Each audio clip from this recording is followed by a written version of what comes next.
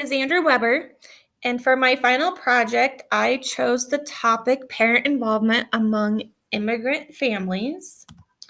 What sparked my interest in this topic was that at my school, we actually have a great attendance of our parents coming to our parent teacher conferences and even our music performances. Along with that, honestly, most of our parents work with their kids at home. We have trained them how to do that, especially with reading. However, there are still some parents that don't get as involved at school, like our activities like Booster Club and Classroom Helper. And even some parents still don't work with their kids at home on homework. And so that is what led me to want to learn more. So before I started my research, I wanted to learn about why some parents, especially our Hispanic parents, don't get as involved. And then I also wanted to know what I could do to get them more involved at home and at school. So, the first article that I read was a 2015 study that focused on the effects of immigrant background on reading acquisition. The study found that children with immigrant background actually perform significantly lower in text comprehension and vocabulary than other children without immigrant background. The study also found that even though the kids had an immigrant background, that had no effect on the child's intrinsic reading motivation.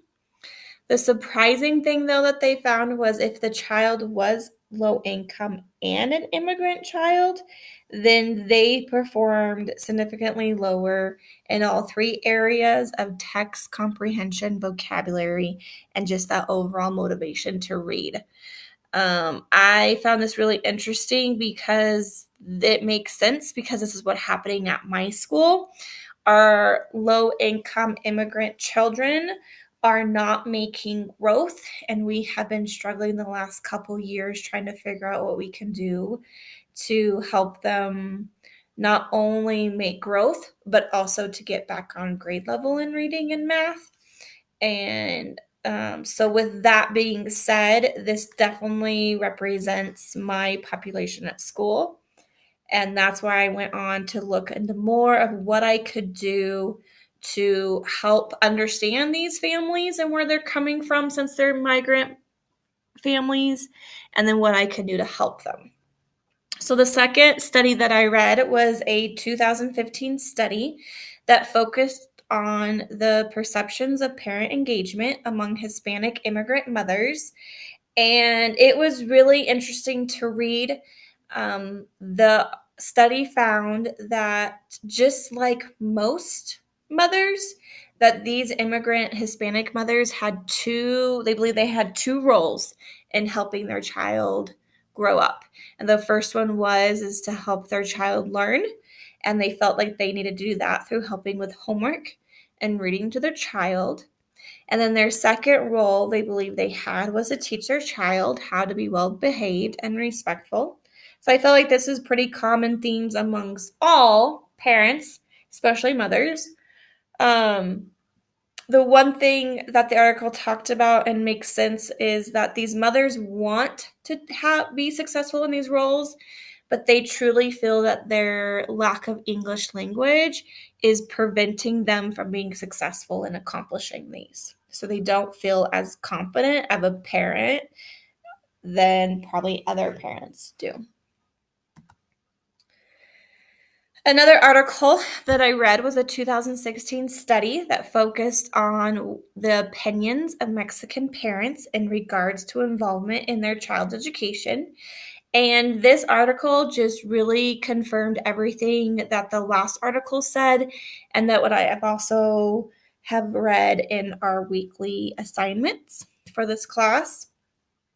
The study found three common themes: that these Mexican parents truly have high expectations for their child, and they want their kids to do well in school and in life, and they're willing to sacrifice and do whatever they had to get their kids to be successful. The surprising part that I did not realize that I learned from this study was that These parents believe that any involvement in school is actually a form of disrespect towards the teachers.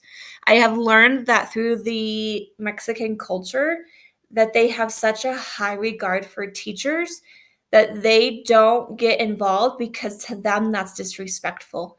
They have utmost trust and regards for us as teachers, and so they just let us do our job. And that is why they come across as not being as involved and maybe even coming across as not caring as much. It is just their way of showing respect to a very high valued position that teachers are in.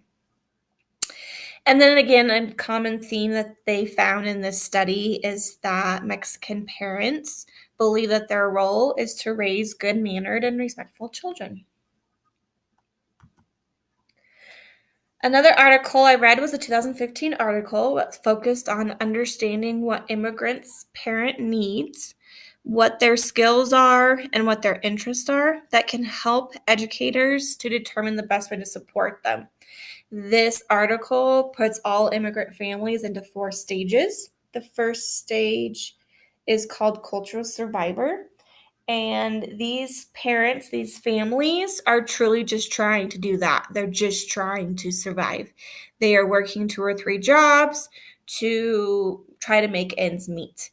And so they don't have time to help their kid with homework, and they just don't have the time. They want to, they just don't have the time. The second stage is called cultural learner. These families are a little bit more financially stable, so they are able to work with their kids a little bit more on their education, be involved, and also learn the culture, learn about the United States culture, and even learn English as a language. So they're a little bit farther ahead than the survivors. The third stage is called cultural connector. They're a little bit farther on as the learner. They have learned the language and they're starting to connect more with the schools and be more involved. And then the last stage is called cultural leaders, and these are very few and far between. Doesn't happen very often, but this is when a parent has able to step forward and be a leader in the school and be a leader in the community to really help work with the connector and the district and to get the survivors and the learners on to the next stage. The study really focuses on that not all immigrant families are the same, and that's really important. They are not the same, and so we can't treat them the same.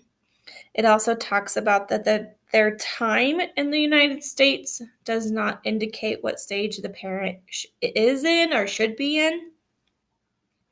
And then lastly, schools and districts need to develop activities to meet the needs and engage all families no matter what stage they are in. So it's important as teachers and districts that we understand what category or what stage our parents are in and how to meet them from where they're at.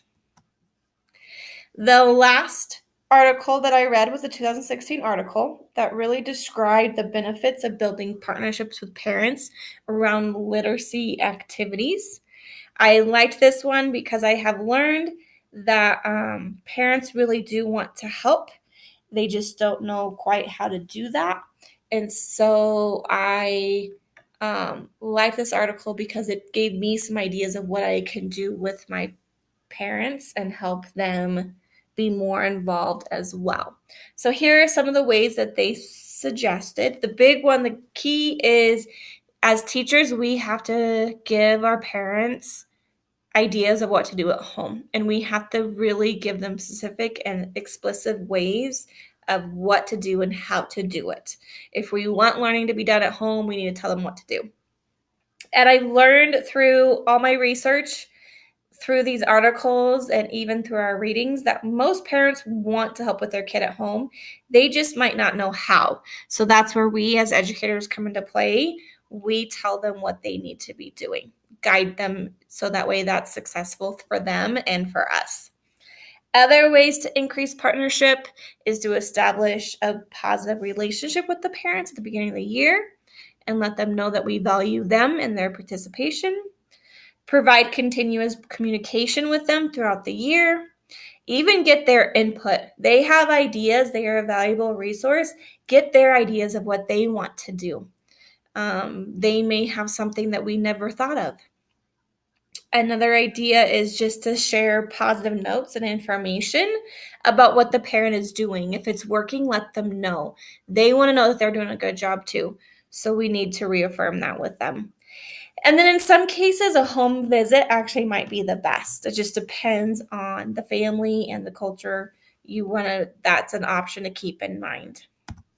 Another thing I liked about this article is it gave me ideas of what to tell parents what to do. And here are some ideas.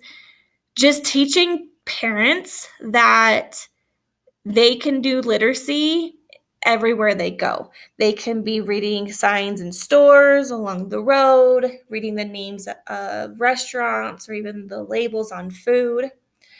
That parents can turn everyday activities into learning opportunities, counting out money, sorting items by color, sounding out words that they see. Third, engage in creative play. That'd be songs, rhymes, poems, make believe, dress up. Just really get their creative juices going. Fourth, participate in those interactive games such as clapping, hide and go seek, I spy, catch. And then another one that I remember doing as a child was the alphabet scavenger hunt. As you're driving along or you're in a store, have your kids be constantly looking for letters of the alphabet and make it a game. And that really teaches the kids that literacy is everywhere we go, not just at school. So, through all of my research, I've learned a lot, and I've been able to start to apply what I've learned in my classroom with my parents. I feel like I have in the last month been able to have a deeper relationship with my parents now. I have given them more explicit details and activities for them to do with their kids at home. And I think that's helped build their confidence and it helps build a relationship between us as a team. I've even sent home resources to help them achieve our goal that we set for their child. I have been working with our Leader in Me coach on what we can do to get our parents not only involved in school and at home, but also get them involved with our adopting of a Leader in Me program, especially our Hispanic population. So I'm in works with that of making that happen at our school. And then the last one, which is probably the most important one, I'll be honest, a lot of our parents that are not involved, I just assume that they just don't care. And I've gotten into that attitude. I now try to figure out what are the reasons why these parents don't get involved. Is it truly just a language barrier? Is it a cultural thing? Or maybe it is because they don't care, but don't just always assume that that's the case. And so my attitude towards them has definitely changed to try to see the bigger picture and understand what they're dealing with at home.